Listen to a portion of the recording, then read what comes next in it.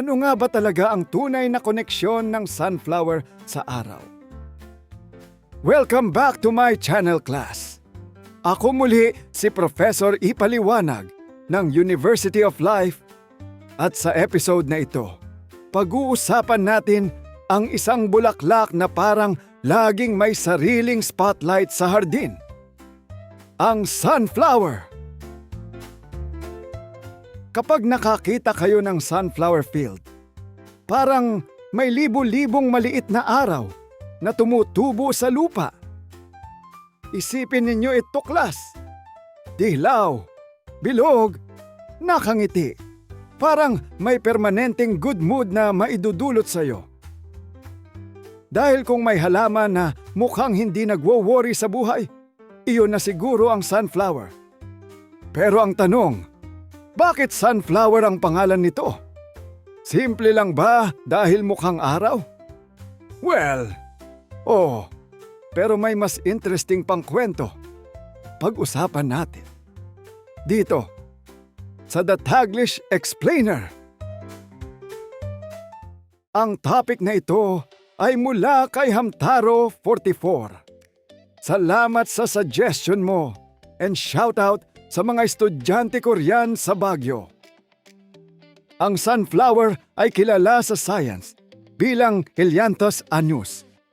Kung i-breakdown natin ang pangalan, Helios, salitang Greek para sa sun. Anthos, salitang Greek para sa flower. Kaya literal na ibig sabihin nito ay sunflower. Ibig sabihin, matagal nang napansin ng mga tao, kahit noong sinaunang panahon pa, na ang bulaklak na ito ay may espesyal na koneksyon sa araw. Ang pinaka-obvious na dahilan kung bakit tinawag itong sunflower ay ang itsura nito. At kapag tumama ang araw, parang nagra-radiate ng liwanag. Hindi nakakagulat na maraming kultura ang nag-associate dito sa araw. Pero class, dito nagiging mas interesting ang kwento. Ang sunflower ay hindi lang kamukha ng araw. Sa murang edad ng halaman, sumusunod pa ito sa galaw ng araw sa langit. Ang fenomeno na ito ay tinatawag na heliotropism. Kapag bata pa ang sunflower, sa umaga, nakaharap ito sa silangan. Habang umaakyat ang araw, umiikot din ang ulo nito. Sa hapon, nakaharap na ito sa kanluran. Pero bakit ginagawa ng sunflower ito? Hindi ito dahil romantic siya sa araw. Science ito. Kapag sinusundan ng batang sunflower ang araw, mas maraming liwanag ang natatanggap ng mga dahon at bulaklak nito. Mas maraming liwanag ay katumbas ng mas maraming photosynthesis.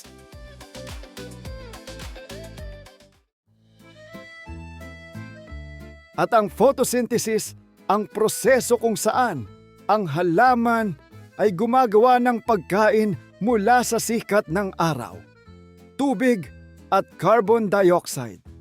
Sa madaling salita, ang sunflower ay parang estudyanteng laging nakaharap sa teacher para mas marami siyang matutunan. Interesting din na habang tumatanda ang sunflower, tumitigil na ito sa pagsunod sa araw. Kapag fully grown na ang bulaklak, kadalasan ay permanente na itong nakaharap sa silangan. Bakit? Ayon sa mga pag-aaral, ang mga bulaklak na nakaharap sa silangan ay mas mabilis uminit sa umaga. At kapag mas mainit ang bulaklak, mas na-attract nito ang mga pollinators tulad ng mga bubuyog. Kaya mas maraming pollination. Mas maraming pollination ay katumbas ng mas maraming seeds. Ibig sabihin, kahit ang direksyon ng sunflower ay may strategic career plan. Pero saan ba galing ang sunflower?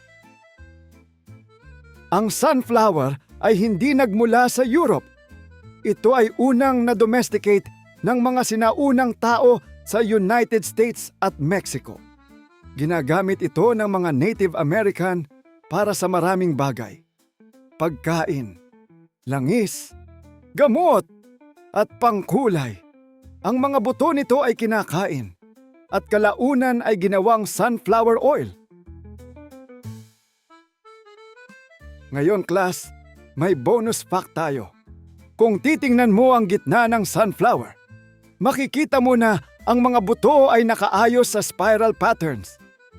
Ang arrangement na ito ay kadalasang sumusunod sa Fibonacci sequence, isang mathematical pattern na madalas makita sa kalikasan. Ibig sabihin, ang sunflower ay hindi lang maganda. May mathematics din sa design nito. Parang nature's own engineering project. Ngayon, balikan natin ang ating mga tinalakay. Tinawag itong sunflower dahil sa dalawang pangunahing dahilan. Una, ang itsura nito ay kahawig ng araw. Isang malaking bilog na may dihlaw na petals na parang sinag ng araw.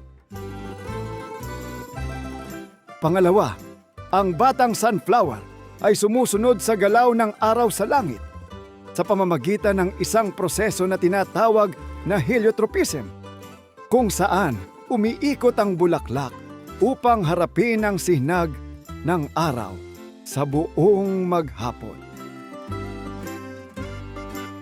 Ang sunflower, na may scientific name na Helianthus annus, ay unang na-domesticate ng mga sinaunang tao sa North America. Libu-libong taon na ang nakalipas. Ginamit ito bilang pagkain, langis, at mahalagang halaman sa agrikultura at kultura. Sa madaling salita, ang sunflower ay hindi lamang isang magandang bulaklak. Ito ay isang halaman na may koneksyon sa araw, sa agham ng photosynthesis, at sa mahabang kasaysayan ng paggamit ng tao. Ako si Professor Ipaliwanag ng University of Life. At tandaan ninyo, class, kung may halaman na kayang turuan tayo ng optimism, baka iyon ay ang sunflower. Ang bulaklak na laging nakaharap sa liwanag